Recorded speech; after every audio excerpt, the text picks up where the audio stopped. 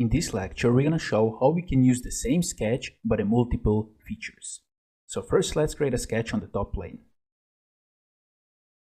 Let's go here with center rectangle. Like this, let's click OK. Let's put some dimensions here. Let's go with 200 here. Let's go here with 100.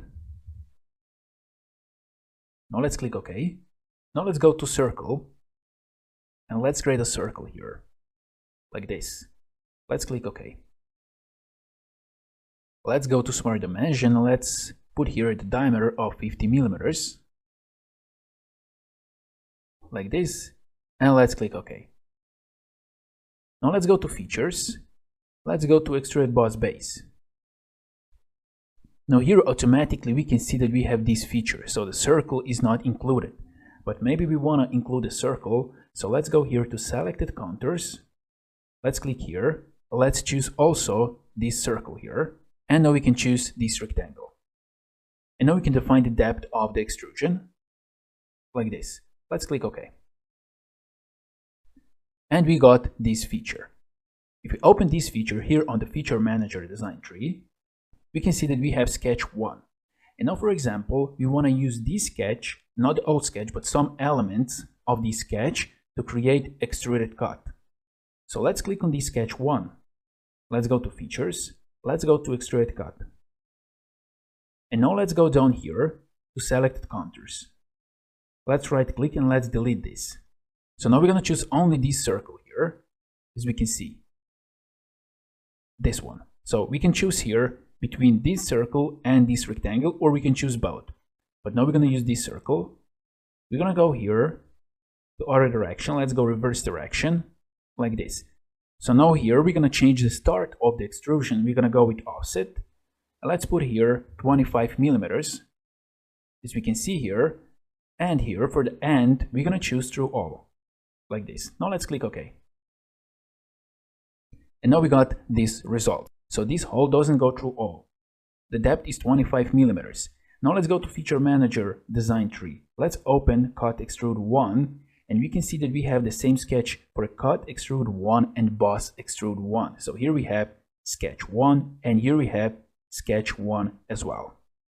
And now we use the same sketch by multiple features. And now we're going to show how we can change the name of features and sketches here on the Feature Manager design tree.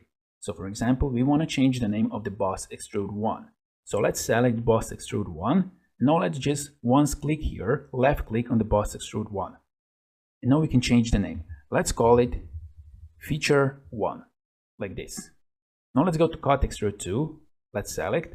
Let's click again. And now we have here Feature 2. The same thing, we can also change the name of the sketch. Let's select Sketch. Let's click again.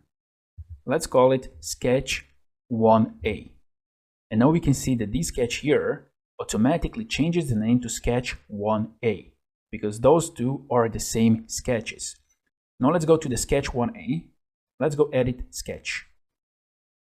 Let's go Normal 2, like this. Let's go now to Center Rectangle, like this. And let's create some rectangle like this. Dimensions are not important. Now let's exit sketch. And now we got this result, and maybe we don't want this. So let's go to Feature 1. Let's go Edit Feature. Let's go here to Selected Contours. Let's click here. Let's choose also this rectangle, like this. Let's click OK. And now, for example, we want to create another feature. So let's choose here Sketch 1A here, or here. Let's go to Features, Extruded Boss base. Let's go to Selected Contours. Let's delete this. Let's choose this rectangle here, like this. Let's increase the depth. Let's go to 100, like this. Let's click OK. Let's open now Boss Extrude 2 here, and here we have Sketch 1A.